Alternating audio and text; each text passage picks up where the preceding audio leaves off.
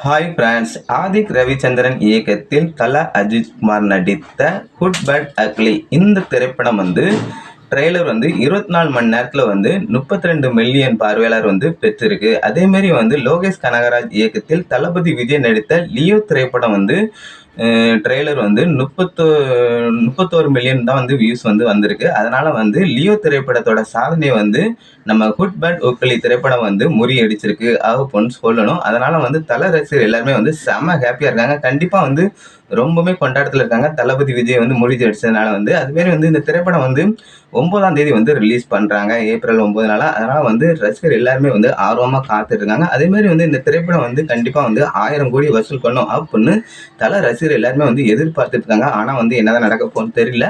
கண்டிப்பா இந்த திரைப்படம் 1000 கோடி வசூல் பண்ணும் அப்படின்னு தான் நினைக்கிறேன். அதேமாரி திரைப்படத்தோட ட்ரெய்லர் பட்டை கிளப்புன்னு தான் சொல்லணும்.